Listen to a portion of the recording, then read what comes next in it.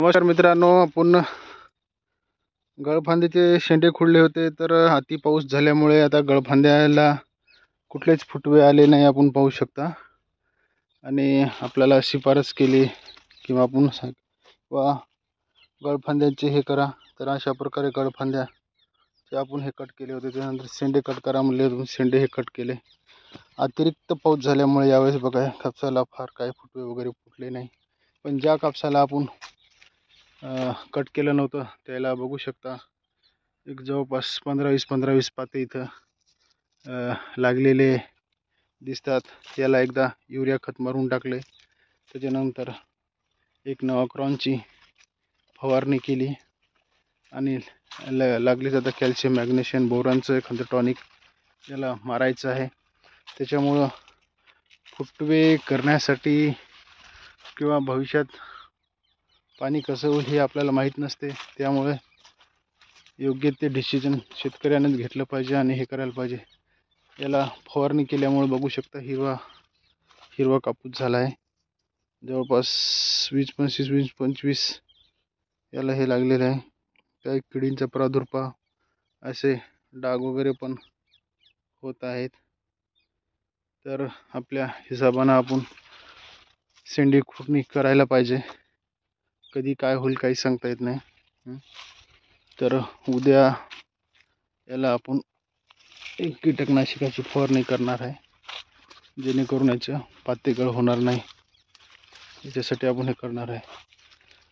शेंडे खुडले होते तर बघू शकता इथे काहीच याला पालवी वगैरे काही फुटले नाही. त्याच्यामुळे इथे आपल्याला नुकसान पण झालेलं आहे. काही काही जागी आपल्याला फायदा पण झालेला आहे.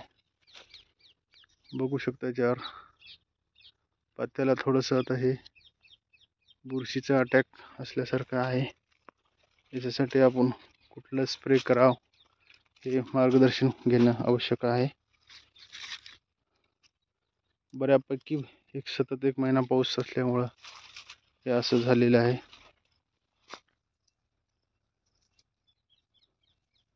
सध्या तर चांगली पोझिशन आहे, बघू शकता. पण याच्यावर पात्यावर ढाकडब्बे लागत आहे. जवळपास 20-25 पाते पकडलेले आहे. त्याच्यामुळे हे कापूस उपटावं करावं द्यावं हे एक प्रश्न आपल्या डोळ्यासमोर पडलेला आहे. तर बघू शकता हे शेंडा खुडणी केलेल्याचे फायदे तोटे हे आपल्याला लक्षात घेणं गरजेचं आहे. याच्याहून लक्षात येते आपल्याला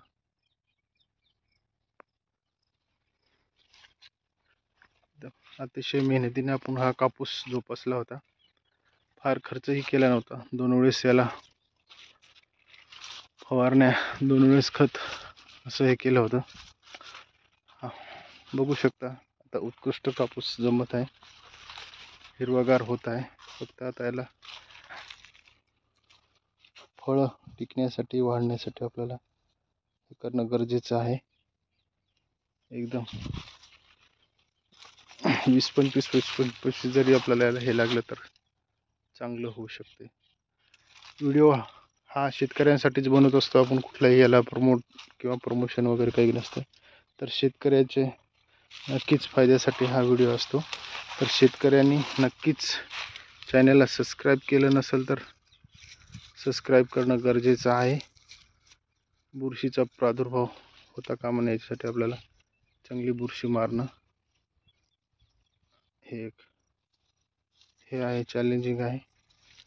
बुरशी मारावंच लागणार याला, कारण की याचे